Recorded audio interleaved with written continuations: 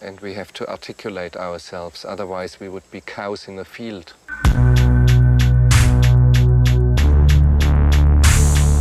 Hello, and welcome to Cows in the Field. This is yet another movie podcast. I'm Justin. And I'm Laura. Right, so today we're going to talk about Joyride, 2001. It's a movie directed by John Dahl. Mm-hmm. And I don't really know much else this guy directed, but... Rounders. Yeah, Rounders. And then I looked him up on IMDb. Basically, he went on to direct a bunch of TV. Yep. That's like his thing. That's it. Yep. Yeah, so John Dahl, Joyride, starring your favorite guy in the world, Steve Zahn. I love Steve Zahn. Paul Walker. So Steve Zahn as Fuller. These guys don't have last names? Fuller. Yeah, they're the Thomas twins or something. I think she gave a name. They're labeled not twins, just as but Fuller brothers. and Lewis. Lily Lewis. Sobieski gives them a last name at some point. Right, Lewis, played by Paul Walker, the late Paul Walker. And Lily Sobieski playing someone named Venna. Strange name. Right, so... Another important fact about this movie, written by J.J. Abrams. Yep. Your favorite. The J-Brums. The J-Brums. So where do you want to start? Where do I want to start? You might wonder why we picked this movie of all movies, following up on Departed and Terminator 2. We like this movie a lot. I feel like we've watched it several times. We really enjoy our early 2000s horror film genre. I do in particular. I think this might be more of a Laura's choice than a Justin's choice, which is how we landed on it. Yeah, I mean, you're definitely more of the horror genre person. Yes, correct. Do you classify this as a horror movie or as a thriller? Well, Letterboxd did not classify it as a horror. Suspense? What is the suspense and thriller? Mm-hmm. Yeah, because I was looking at horror movies in the year, and when I filtered, Joyride was not there for horror movies. So it turns out Letterboxd disagrees with me. I had classified it as horror in my mind because it sort of feels like a piece of all. There's this is maybe like an evergreen genre, but I felt like the late 90s and early aughts, there was like a teenagers in trouble horror movie genre that was particularly strong at that time. Okay, can you give me an example? Okay, well, I'd say Scream kicks it off in 1995. And then... Wait, you mean like this, like a second wave of this? Because certainly teenager in trouble has been a trope in horror movies for a long I said time. It's evergreen, but it might just be that this was when I was like coming of age and at a time when I was watching horror movies, or at least had them in my consciousness because I was scared of them at the time and came back to them later. But yeah, no, I'm thinking about like the wave that kicked off in 1995 with Scream, and there was, I Know You Did Last Summer and Final Destination, and a lot of those franchises were from the late 90s into the early 2000s. And then really this is on the end of things because the next year I think is 2002 Ring. The American one, because J-horror has been percolating in Japan already, and then I think movies start to shift towards like most of the horror movies the next coming years are going to be remakes of Japanese horror movies, which often do involve teenagers in trouble, but they have a different flavor. These are very American in my mind. It's also more supernatural, and this is, I actually want to argue there is a supernatural element to this movie, but we can get into that. Okay. But great. So, do you remember when the first time you saw this movie? Like, would you remember why this movie is important to you? No. I think I know when I first saw it. Okay. I think I first saw this movie so this movie came out in 2001, and I would have been a senior in high school, or no, I would have been a senior, right? Because I graduated in 2002, and it came out in October 2001. So I believe I saw this movie for the first time. It's possible I saw it in theaters, but it's actually more likely that I saw it for the first time at a friend's house. And so I think I remember just like sitting on a couch, watching this movie, quite like enjoying it. Like it's an enjoyable movie, and then just some follow-up questions to set the scene. Was it a sleepover? No. Were there boys and girls? Probably. That's fun. Yeah, I'm sure there was. Yeah, and it was a lot of fun. I mean, it was fun. It's like a fun movie, and it's a movie that stuck with me. And rewatching it now, it's interesting because it's so of a time. Like it's so it is 2001, but it really feels like it's the vestiges of the 90s. And that's one thing that's a big sort of theme that I want to get into is the 90s and what was going on in the 90s, the cultural context in which this movie comes out of, and I think what is going on in the movie, why it like tapped into something I think very palpable at that time. Mm-hmm. And I think it's interesting to revisit now because it's like the issues we were facing then are just so different from the ones that we face now, like 20 years later, basically.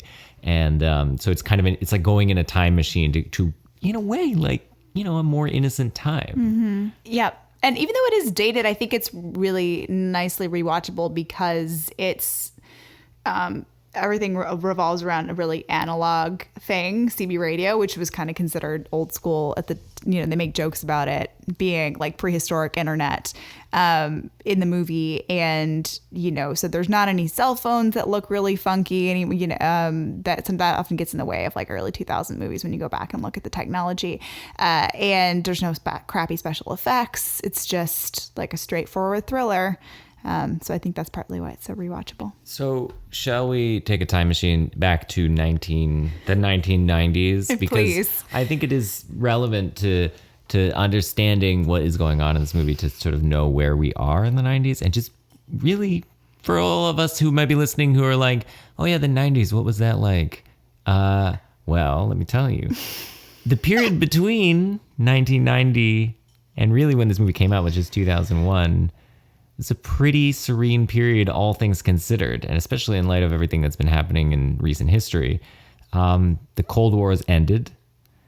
It's apparently the longest stretch of peacetime expansion for the U.S. Since starting in 1991. There are really no wars happening, at least U.S. wars happening, between the Gulf War and the Iraq War. The Iraq War is 2003. So I think really it's a period of prosperity. But then what comes with prosperity? Boredom, contentment, navel gazing, I think, to a certain extent. And that's, I think, borne out in the movies of the 90s. And you get a lot like Forrest Gump. You get Saving Private Ryan, Schindler's List. These are movies that are looking backwards to a time when there was conflict. And, now we can kind of look back at like, the history ended, right? We're in this glorious time where we have the luxury to just like reflect on the crazy past. But then of course it's also a time that comes with a lot of boredom, right? We've reached a kind of pinnacle of civilization, so to speak, and in terms of economic prosperity and everything, low unemployment, everyone's doing well. The middle class is thriving, and then you get a movie that wins Best Picture in 1999, with beating out some really good movies. You get American Beauty, which wins Best Picture in 1999. No comment on American Beauty as far as a movie. I mean, I'm fine on American Beauty, but I think it really, in a way, it's a capstone movie for that decade, because it's a movie that's just about the malaise of the middle class, like about just feeling like you have no meaning in your life because your life is so unbearably boring. But that's because every need is met. Every need you could possibly have has been met. And you're just like, what else is there to life, right? And I think that really sums up the 90s in a certain respect. The other thing that you get in the 90s, which I really want to talk about more, is that's the time when Gen X sort of moves into the workforce. And I think that is a central theme of this movie is both the culture that arises out of the 90s, including this culture of sort of boredom and malaise, and then also the rise of Gen X and the conflict between the Gen Xers and the baby boomers who are still holding the power, so to speak, while the Gen Xers are kind of up and coming. But anyway, this isn't a political podcast. This is a podcast about Joyride. Joyride. A movie about getting in the car and going on a joyride. So what happens in this movie? Paul Walker, he's got a crush on a girl, Lily Sobieski. She goes to the University of Colorado Boulder. He goes to the University of California, Berkeley. Fancy guy, getting into UC Berkeley. But he likes Lily, and he's about to fly home. I don't know where he's going home. New Jersey. He's about to fly to New Jersey, and he's been chatting with her. She's in her underwear.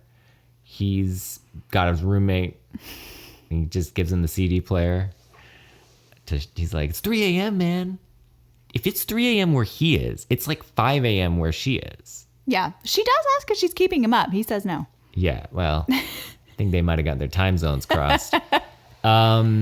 And she's like, well, what does she say? Like, I don't know. I'm like, how am I going to get home or something? I don't know. How does this start? She wants to decompress. She doesn't want to go home right away. Okay, she wants to go home slow. Let me flag that. Okay. Because taking it easy and decompressing, a bit of a calling card for Gen X. Okay. I just said that now several times, but yeah. Okay. I've been doing a little bit of research on Gen X, not my generation, but taking it easy, traveling and seeing the world rather than building your career, kind of one of the prototypical Gen X features. Okay. So she wants to chill out, see the US a little bit, maybe go on a little road trip. Paul Walker's like, I got a car.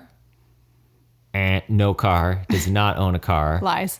He has a MasterCard though. So maybe he's just gonna buy a car. Mm-hmm.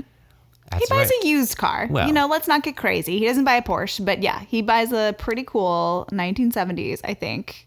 Yeah, 71. That's an important year. Oh, okay. Great. 1971 car. Don't forget that date. Pretty 1971. Sexy. And he's going to go pick her up. But first, he's got to pick up his deadbeat brother, who's in jail again in Utah. Yep. He's going to bail him out and then take his brother to Colorado. And then the original plan is to dump him and then get the girl. Yep. But Steve Zahn has other plans. Zahn is the brother. Yep. He's not a deadbeat, but he's a bit of a goofball.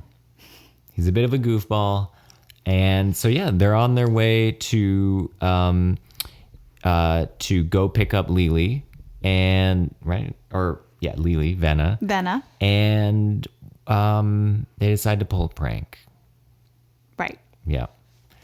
Prank using the CB radio, which they just install in their car because they have money. And somehow Zahn knows a bunch of CB codes. Yep, right. He's just like Mama Bear, Papa Bear. He knows how to do it. And a certain guy is calling out to hear what's up. Rusty Nail. Rusty Nail wants to know who's on the road and everything. And what is it? Zahn says you got to pretend you're a girl. Right.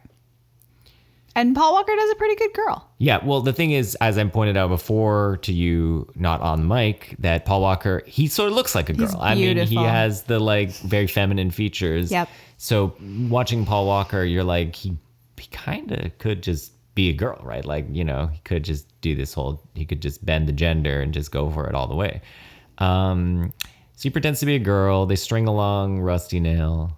Things go south. It's not a good idea to try to set up for humiliation a trucker who's lonely. He's not having a good time. He's out on the road, long hours. Yep.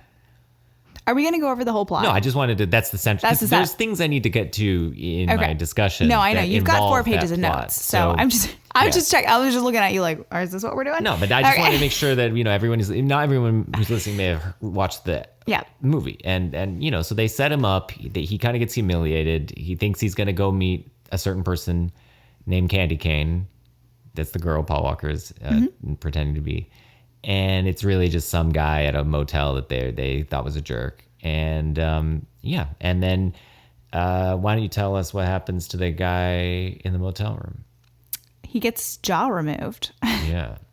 Rusty Nail grabs him. I don't know where he kills. Well, we don't see it happen. We don't see it happen, but we find out that this other man has been found, on a highway median, discarded. He's alive, I think, but he is missing. He's in a coma and he's missing his jaw. Yep. His lower jaw. So he's got no jaw, but he's otherwise okay. Yeah. So don't fuck with Rusty Nail. Don't mess with Rusty Nail. Is what we're finding out. Yep. And they will find out for the rest of the movie because Rusty Nail now has a vendetta against these brothers. Yeah, and Rusty Nail may be a little bit underwritten in the following sense. He seems to want an apology. He gets his apology.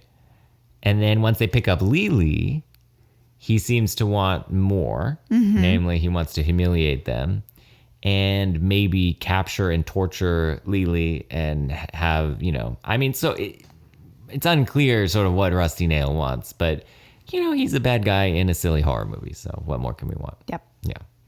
I wouldn't overthink it. Well, is that what we're about to do? I think that's kind of the point of this podcast. Okay, is to great. Overthink stupid Let's get movies. into it. One of the things I think that feels particularly time-stamped about this movie is the cast. Paul Walker, Steve Zahn, and Lily Sobieski being the three leads. And really, it's kind of almost a chamber piece. It's just them. There's a couple of other characters that come in and out, and you never really see Rusty Nail. Although it is, Rusty Nail is voiced by Ted Levine, although uncredited, right? Which is kind of bananas. But this movie kind of comes at the peak, I'd say, for all three of these actors, or at least for Paul Walker's career then becomes defined by Fast and Furious. But Paul Walker just started popping up. He's in 1999, he's in She's All That, and he's in Varsity Blues. In 2000, he's in The Skulls. And in 2001, he's got Joyride and Fast and Furious. Fast and Furious came out that June in 2001. And in this movie, in 2001, he's 28. And then from there on, his career is a lot of Fast and Furious movies. The next one is in 2003, Too Fast, Too Furious. Steve Zahn, meanwhile, he popped a little bit earlier. He's older. He was in Reality Bites. Speaking of Gen X, he was in Reality Bites in 1994. In 95, he's got like a role on Friends, and he's in Crimson Tide. And then 96, he's in That Thing You Do, which is like my connection with him. I rewatched That Thing You Do. I don't even know how many times as a kid. And he's such a goofy character. I loved him in that movie. And then he kind of has like a thing where he's just like the like funny friend in rom-coms. He's in You've Got Mail in 98. He's in Forces of Nature in 99. And then 2001, he's got both Joyride and Saving Silverman, where he's paired up with Jack Black as the two sort of goofy friends that are trying to save Silverman. Yeah, I like that one. And then I think I remember yeah. And then after that, he's kind of like the funny guy. Like he's in Daddy Daycare after that. I think they just decided to let Steve Zahn be like a goofball and not try to have him be like a romantic lead or any serious character ever again. Because I think he's a little bit miscast in this movie. Yeah. So do you want to say what you had in mind by that? I mean, because I agree that I think he's kind of the instigator and almost like a second villain in a weird way in this movie. And it's just casting someone that goofy. Yeah. So I thought a little bit about whether or not it would be better to have Paul Walker and Steve Zahn be flipped in their roles in this movie, mostly because Paul Walker actually had been kind of a baddie in a lot of these movies. I actually haven't seen Varsity Blues, so I don't know what his character was, but in She's All That, he's the bad guy. He's the guy that convinces Freddie Prinze Jr. to have a bet, and then I think he may like sexually harass, like he's not I remember him being like real deliciously bad in She's All That, like full steam ahead bad. And same with The Skulls. There's two characters, him and Joshua Jackson's character, and he's the one who's kind of like the rich, evil cabal guy who's like deep in already with The Skulls. And then, I think he's a good guy in all the Fast and Furiouses. But my point is just being that he's really good looking, he's really slick, and he can pull off kind of a bad guy with a charming veneer. Like he's so beautiful, like you almost need to like be suspicious of him. And I think he does that well. So I think he could have been kind of the bad boy brother who's the instigator of the prank. I think he could have pulled that off really well. Whether or not Steve Zahn would be a good foil to that, I'm not sure. But I think it's Steve Zahn's so silly. It's hard to imagine him when he sort of spouts off his philosophy about like, who cares? You're going to be dead in 100 years anyway. Like, I don't take responsibility for anybody. It's hard to buy coming from silly Steve Zahn, where like my favorite line that he says in You've Got Mail is when he says he needs to buy some eucalyptus candles because they make his apartment smell musty. Okay. Like he's like a goofball. He's a goofy guy. So it's a little bit hard to buy. Yeah. I think it's interesting. So these two guys are both playing younger in this movie, but I mentioned Steve Zahn's 34 in this movie. I mean they're both firmly Gen Xers. Mm-hmm. And that is the thing that I think to me unlocks this movie, because I think it elevates it in a way beyond just being, a fun kind of schlocky horror movie, which is that I think it's a movie about generational conflict. It's a movie about the conflict in particular between the rising power of the Gen X generation and the sort of declining power of the baby boomer generation. And so to set this up, I mean, obviously the characters in the movie are Gen Xers. They're played by Gen Xers and so on. Rusty Nail is clearly a boomer, right? He presumably, I would even guess he's a Vietnam vet, right? He reads so much, like, I mean, he's got all these like murderous tendencies and right. I mean, and so, you know, he's got all that going on. And so I think thinking of the movie through that lens of this kind of generational conflict was what opened it up for me. And one of the things that when you really start to think through what like is the difference between the Gen X and the boomer generation, a couple things jump out. And I wasn't totally sure myself. And then I was doing a little bit of research to figure out like, well, what characterizes the boomers versus the Gen X generation? And I think at the end of the day, the main difference is that, you know, the boomers came of age at a time when there was deep distrust of the government, this like potential for, you know, different forms of government, right? That people were communists and whatever, and they were sort of duking it out. There was protest against the war. People stood for something. And then that segued into the excesses of the 70s and the 80s, right?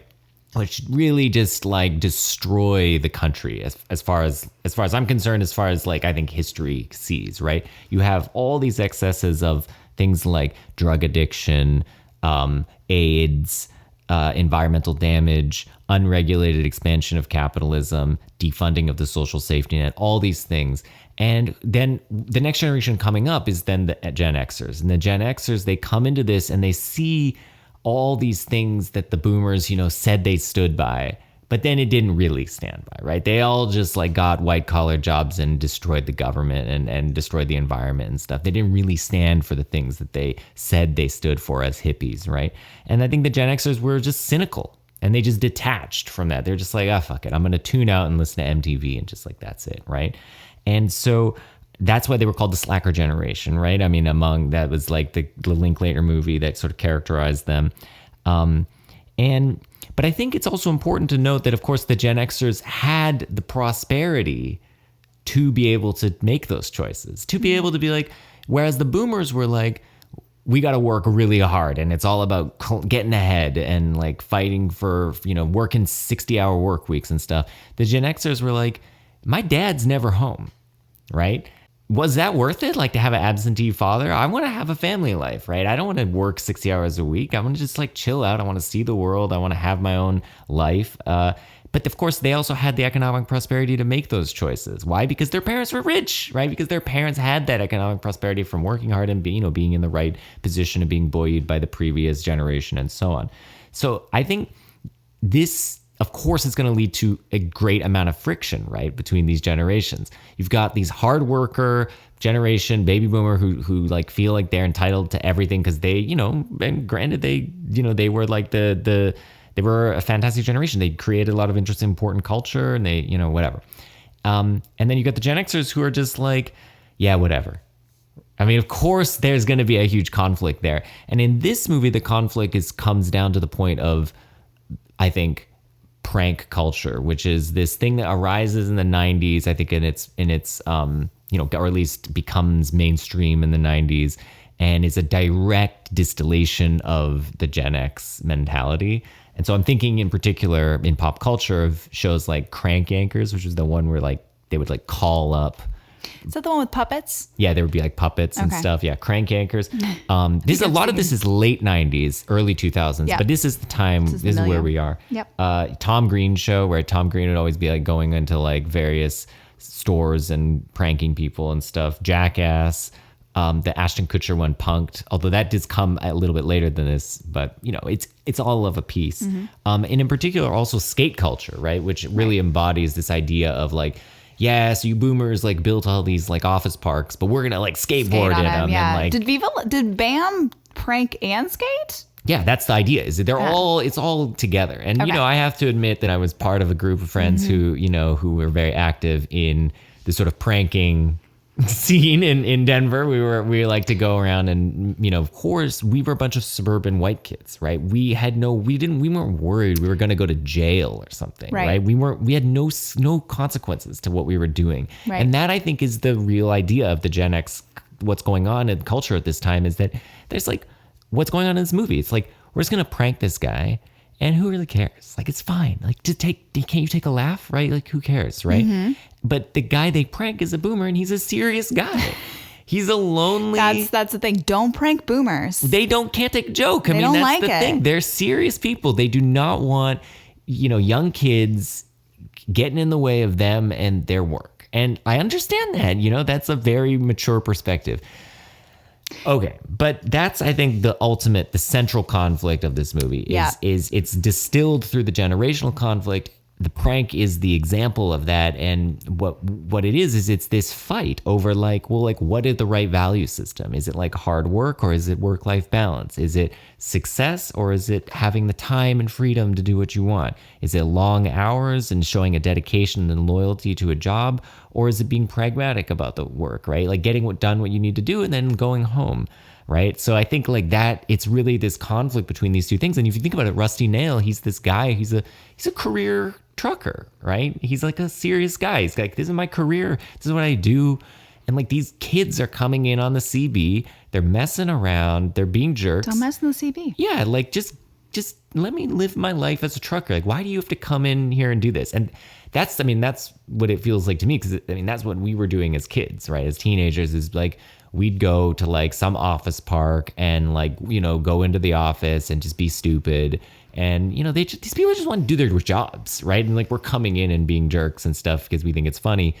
But, so what I'm trying to say is I think Rusty Nail is the hero of the movie. No. Well, no, I do think there is a weird tension, though. I mean, the movie turns and then like basically the halfway mark, when they get Lily Sobieski, you think, it's not going to be over because the movie's only halfway through. But it seems as if like what happens is there's a great action scene in which they almost get run over by Rusty Nail's truck, and he demands an apology, and they finally do it, and then he backs off, and he's just like, "Oh, I was kidding too," and drives away. And they're like, "I guess okay, like we've solved the problem," but then it turns out Rusty Nail is a freaking psychopath, murderous killer, and likes to talk about taking people's fingers and jaws off. So. Then as you said, like it sort of gets unclear whether or not he wants his apology or wants to humiliate them or wants to dissect them. But you might think in the first half of the movie, like you do have some empathy for Rusty Nail. Yeah, he's a lonely guy. And these guys are, the boys are twerps. They are. And they're privileged, they're privileged jerks, basically. Totally. They have money. They have and at one point they're kind of harassed at a bar, and the guy calls them a college boy, right? Mm-hmm. There's this blue collar, white collar conflict as well. That's kind of bubbling under the surface. Yeah. But I think it's interesting. So I think what you were alluding to when you thought I had a little speech to make about 90s horror movies, but I was thinking about movies in which like pranks have gone bad or in which teenagers have done something careless or reckless or pranked somebody and they're getting their comeuppance in like the context of a horror movie. I know you did last summer. It was a hit and run. I thought it was a prank gone wrong, but it was a hit and run. They run over somebody and I think try and cover it up, and then somebody saw it and they know what you did last summer and they're getting picked off and murdered. I see. Okay. Or I don't think I've seen that movie. I was actually looking at Lily Sobieski's career, and she, in the year 2000, she was in a movie called Here on Earth, and the description is a rich college kid is taught a lesson after taking a joyride that ends up destroying a country restaurant. So I think there is kind of a little mini genre of movies in which teenagers kind of get theirs from being careless or thoughtless or pranking, which is. It's weird because I think those movies are for the teenagers, and yet there's like almost like this boomer retribution that's happening through the movie. Like we're watching them learn their lesson the hard way. Exactly. So who's acting in the movies? Gen Xers. Who are producing the movies? Baby boomers, right? Yeah. The director of this movie, by the way, was born the same year as my dad. Yeah, exactly. So totally. Like this is a movie with Like, but it's written by Gen Xer. It's written by J.J. Abrams. Gen Xer. Yeah, exactly. So yeah, we're gonna get to this. Yeah. We're gonna get to the J. Abrams thing. Yeah, no, for the sure. J. Abrams of it all. No, yeah. But that's what I think is so interesting is I think this movie is a distillation of a class of it's both a class but also a generational conflict, and then it is like this baby boomer fantasy of like, yeah, these fucking kids, like, just like, wouldn't it be great if like Ted Levine just like decided to like rip their jaws off? Right. Yeah. Because he hurt that guy's feelings real bad. Well, also because they don't embody the right values, right? They're like slackers. Like, they don't know what it's like to fight in a war. They don't know what it's like to, protest, the government and stand for something, a true ideology, to like fight for change, to be at like a Woodstock and like, change culture. They're just like, benefiting from the fruits of our labor. Like, that's the idea, right? Yeah. And I think that's, I don't know. I find that's such a more interesting thing than just, Rusty Nail's a psychopath. Right. But it is interesting because, who's not watching those movies, this Joyride? My dad, like boomers. But it's for Gen Xers. It's for millennials. I don't actually know if that's true. I mean, I think our parents would have watched this movie when it came out. I think my dad might have watched this movie when it came out. I think it was for everyone. I think that's part of what is appealing about it. Is that it hits it looks like it's ostensibly for kids and for teens to like hold each other's hands in the theater and all that sort of thing, but it's secretly a boomer revenge story. And that, I think, victory for everyone, right? That's hitting all the pieces of the pie. Right.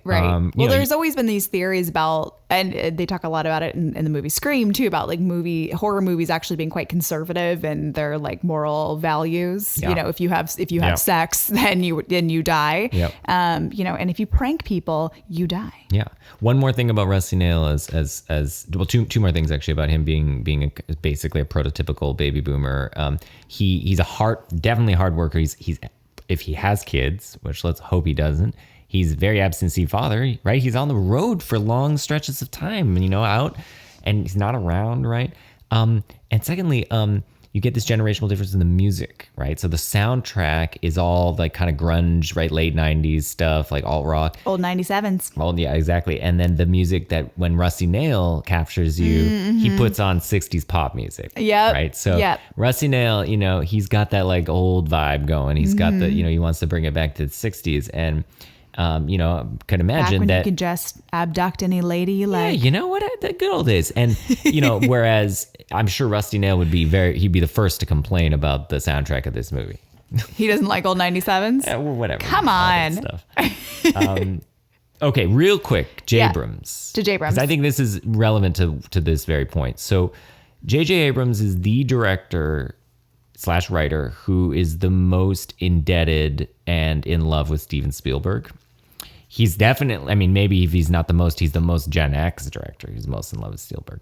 And you could think of his entire career as basically one giant homage to Spielberg. And this movie is, I think, one massive homage to Spielberg. In fact, so much so, let's just go through it real quick. So the date of the car, the year of the car, 1971, is the year of the Steven Spielberg movie Duel, which is a movie about a deranged truck driver running down a poor a guy in a car, basically, and harassing him.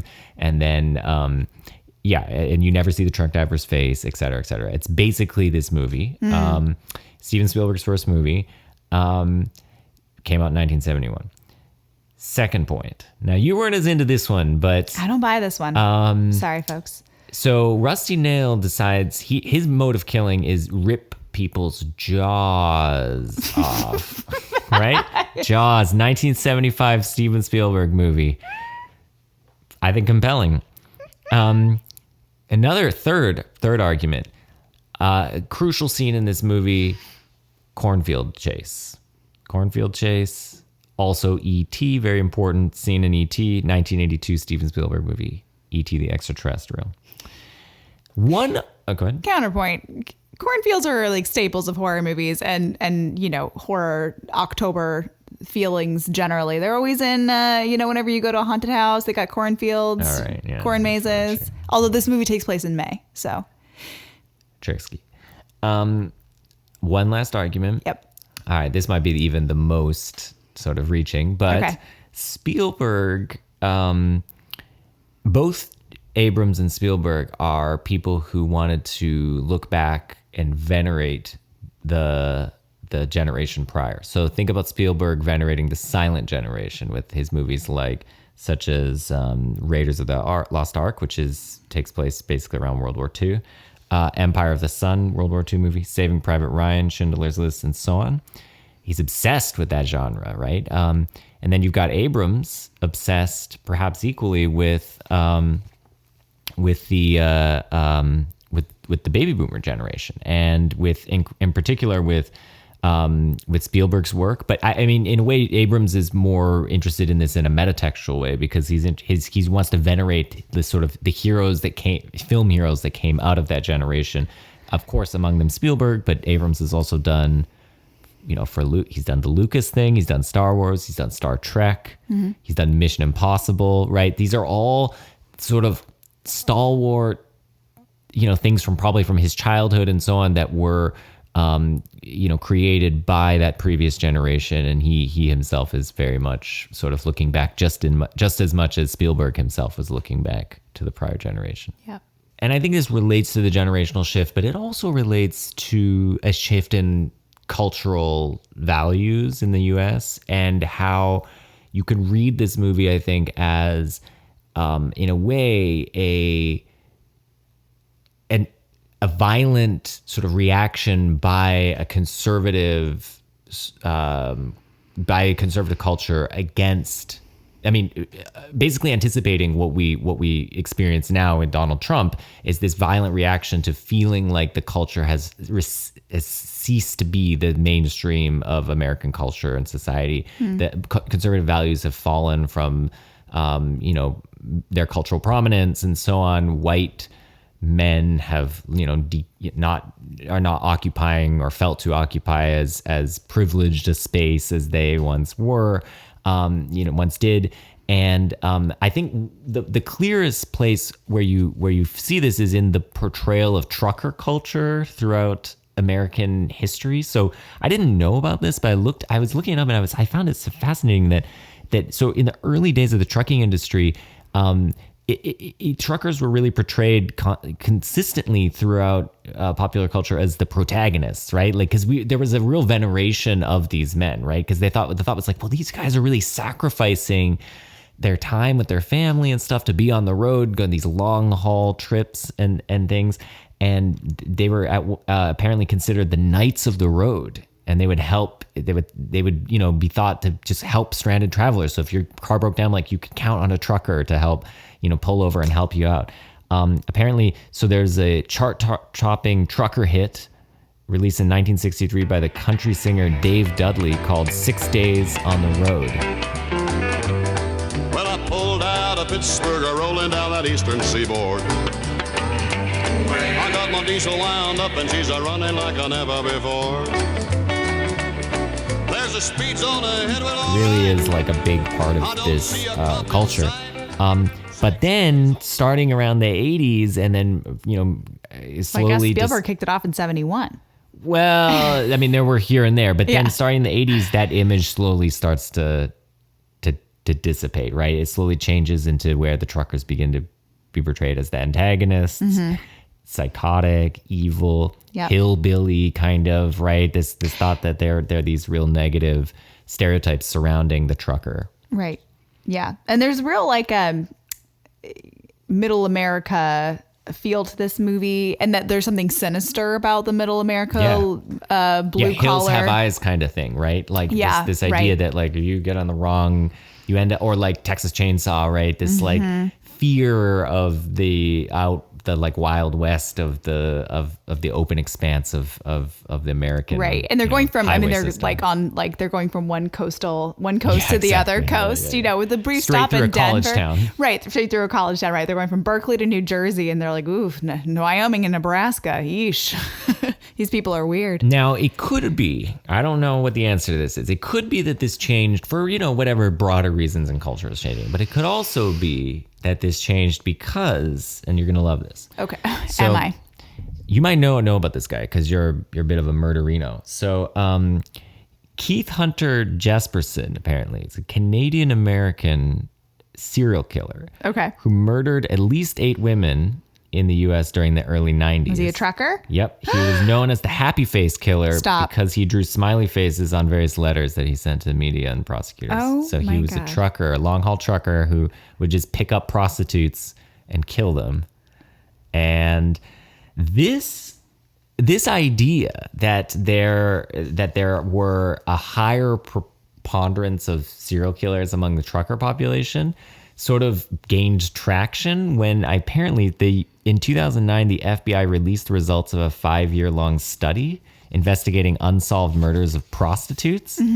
And they found they had 500 female victims compiled in a database, mostly killed or discarded at truck stops, hotels, and roadsides. And the FBI suspects that many were murdered by long-haul truck drivers, some of whom may be serial killers. Yeah. Well, they're loners. They're itinerant. That makes sense. Fits the profile. Yeah, and I mean also using drugs. Apparently, it's a lot of drug use among truck drivers, and I think so these are all negative things and everything, but this is all part of the cultural package and beliefs about truckers. But I also looked up the trucker code, and the trucker code, like the code of honor, it is something where you get a real sense of the sacrifice that I think these men make, in the service of bringing us the goods that we want to buy on Amazon all the time or whatever, Yeah, thank God for those truckers right now. Yeah. I'm not leaving my house. Exactly. And it is a sacrifice because it's not like, you go to work and you come home at the end of the day. It's like you go to work and then you're gone for weeks at a time, right? Away from your family. It's quite lonely. I think that is, I can see, how there's two sides to this. On the one hand, it's like, we should venerate these guys. I mean, these are hardworking dudes who are out there doing an essential service for us. I mean, at least until robots are doing that job. But then on the other hand, I think we are justifiably think that they're a little bit strange because, why would you want to get in a truck and just be away and alone for long periods of time? We must think there's something weird about you, that you just want to sit in a truck and it's like, it's a dangerous job. And these are long hours. And so it is, there's two sides of this, but I think it is kind of interesting that culturally, we sort of went through both of them. And then, of course, this movie is coming at a time when, as you pointed out, there's like every other horror movie was like crazy truck driver. This year Jeepers Creepers came out, which is another road trip movie with the brother and sister, but also involves a murderous truck driver, or possibly they see a truck driver like pulling a body bag behind a building. It came out the exact same year. Yeah. It's in the air. It's in the air. Yeah. It's, I think it's a fun movie, and it's a movie that, it's 20 years old, but it's still quite fun. I mean, it's pretty contrived, but I like that, they managed to keep the suspense going. And I think that's one of the things J. Abrams is good at. And he basically uses lots of tricks. I mean, that's the thing that Abrams is good at, is he knows all these tricks and he throws them in there, right? The double fake out that he does with the ice truck and everything.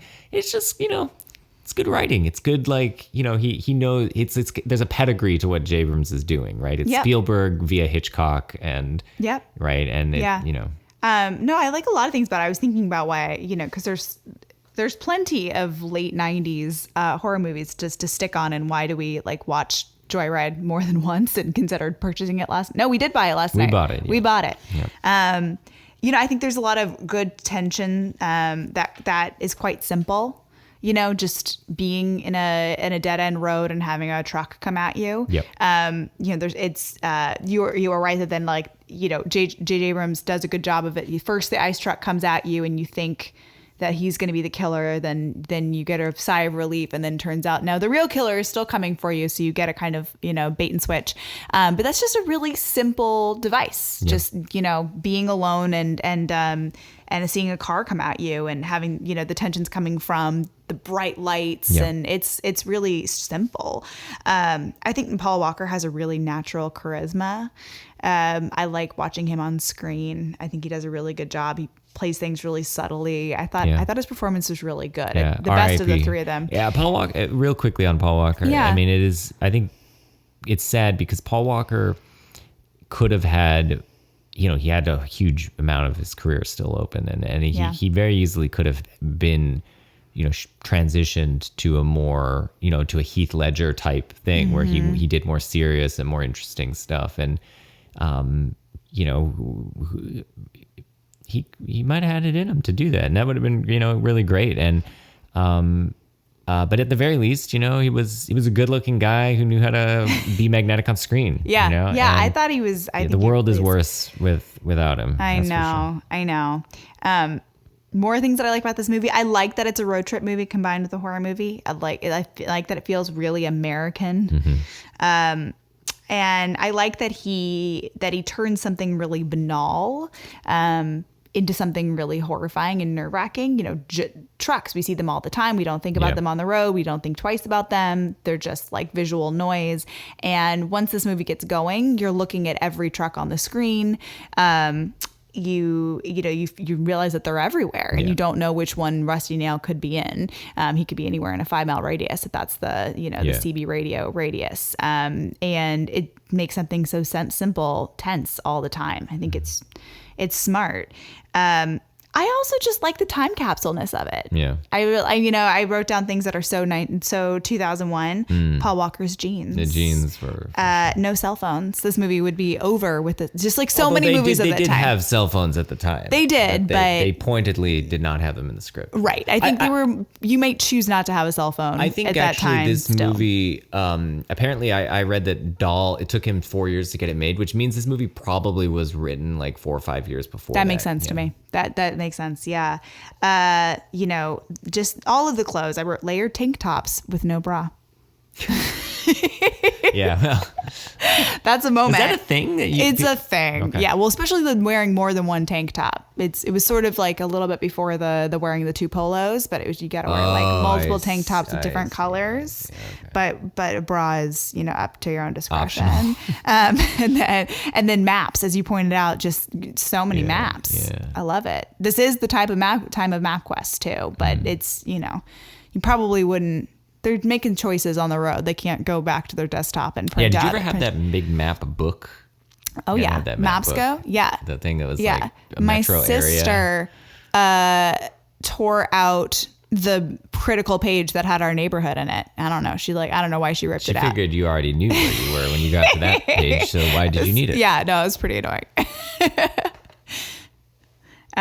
What else 90s wise was the soundtrack, old 97s. Yeah, for sure. Yeah. Yep. Yeah. I would have preferred a little bit more rap rock. You wanted more rap rock? Like you wanted some Korn in there? Yeah, or some Linkin Park, or who else would have been big at that time? Kid Rock. Wow. Would they have been listening to Kid Rock though? Like maybe Steve Zahn's character would be. Oh, you know what? You're right, because they're college age. Kids. They're like Richies. They're not gonna. Yeah. Kid Rock wasn't. They're gonna be like listen to Dave Matthews. Yeah, they. Crash into me. All right, so yeah, that's happening. But I was thinking about, just to go back to the question of flipping the roles for Paul Walker and Steve Zahn, or I was thinking about how I might want to make this movie better, because you mentioned to me. Oh yeah, okay. So who you recast? I wouldn't recast it. I think I would just tweak Paul Walker's character a little bit to make him less of a hero. It would be a different movie, and they probably wouldn't make it. But I was thinking about, he's such a total goodie in this movie, except for that he goes along with this prank, and in fact it is his voice that is Candy Cane, but he's kind of coerced he's kind of like bullied into doing it by his brother. But it didn't take a lot. It just took like a couple arm punches and like a come on, and then he does it. And I was thinking about toxic masculinity. I was thinking about guys who wear their like goodness on their sleeve like armor, and then feel that because they are good guys, because they pronounce themselves as good guys, they deserve the women that they want, or they deserve whatever they want. I was thinking about how well, like, the character of Paul Walker, you know, maybe he goes on to become like a banker who does shady shit because like because everybody else does, because it's in the culture, because your boss does it. He seems like he's kind of weak. You know, he's not that firm in the morals that he espouses. And they could have leaned into that a little bit more. Like if they had him, you know, reticent to do the prank, but then once he gets into the prank, maybe it's his idea to have Rusty Nail meet them at the motel. Because in the beginning, they're just playing with him by like getting him to say embarrassing stuff like, I'd take off your bra. It's Steve Zahn's idea to have them. It's the brothers' idea to have them actually like meet up at a motel. But I think it would have been more interesting if it's in fact Paul Walker who suggests it. If Paul Walker, like, you find out that like he's just the same in terms of not really giving a shit about other people. If you give him a little push, if he gets in the right contacts, if he gets around the right people. But you know, instead they have him be more of a goody two shoes, who just kind of and he's, you know, guilty about it afterwards. And, that's the scene in which he feels really bad about it. And Steve Zahn's like, who gives a shit? Like, this isn't our fault. You know, I always just think we're all gonna be dead in 100 years. I totally agree with you. As usual, we don't disagree about anything on this podcast, but I will say, I think we can start working on that if you want. We need to start disagreeing more. Anyway, but I do think that because it's a mainstream movie, they need to have that character that the audience can identify with, that sort of audience surrogate character. And if that guy is too complicated, the audience can check out. And so I agree, it would have been a much better movie, but it might not have made it past the. I know, but Paul Walker would have been really good at it because we've seen him be a baddie before. Right. And I was thinking about that scene where he gets pulled over. He gets pulled over for speeding in the very beginning because he's going to go pick up his brother. And he's like, oh, I'm going to go see my brother. I'm going to pick him up from jail. I haven't seen him in 5 years. So this is kind of a good deed scenario. He's kind of talking himself out of the ticket. He's smooth. And, you know, if they had played with that more, if he was a more ambiguous character, I think that it would have been a better movie, but wouldn't have gotten made. You're right. Yeah. I mean, yeah. Well, we'll send John Dahl some notes. And we'll see. Like, you have notes for your 19-year-old movie. Yeah, go back in time and fix this shit. Yeah, that sounds good. I mean, I do think that we need to end by saying our favorite lines from the movie. And you know my favorite line is... Am I supposed to think of a different line besides your favorite line? No, I mean, if you want to pull up the quote page and see if you can find a line that you like I think we more. should just end on our favorite line and you can do it. All right, so I think we're going to wrap this up. And we appreciate you all for listening. If you made it this far, and if you didn't, then...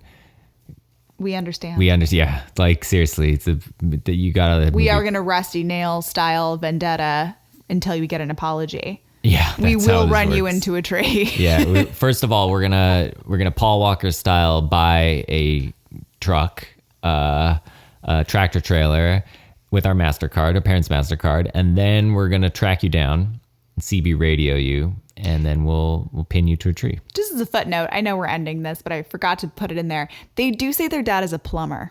Really? Yep. But they don't act that way. It's a misstep. I don't think they really, that might have been like the third, fourth iteration of writing it. But they certainly act like rich kids. But yes, they say their dad is a plumber. Yeah. Okay. Wow. I didn't even catch that. I was going off on like how rich they are. Okay. But then again, that was a time when a plumber could buy a house in America and like live comfortable middle class life. Sure. So, our generation is so screwed. Anyway, thank you for listening. I realized that I didn't explain what my view about the supernatural element to this was. Basically, it's that the disembodied voice of Ted Levine is sort of haunting this tractor trailer representing the entire baby boomer generation, bringing their wrath against the Gen Xers. That was the idea. He's basically like the ghost of all the boomers. Like he's the spiritual embodiment of boomer vengeance, coming to sort of claim their stake against the Gen X slackers. Sure. But yeah, that's obviously not true. Okay. Final words. I think you should just do the quote. All right, so let me get in here. I want to talk. No, wait, no, that's not it. He goes, I need to find candy cane.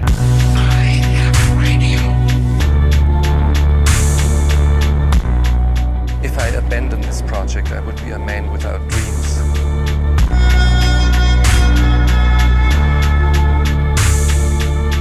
It's not only my dreams. My belief is that all these dreams are yours as well. And the only distinction between me and you is that I can articulate them.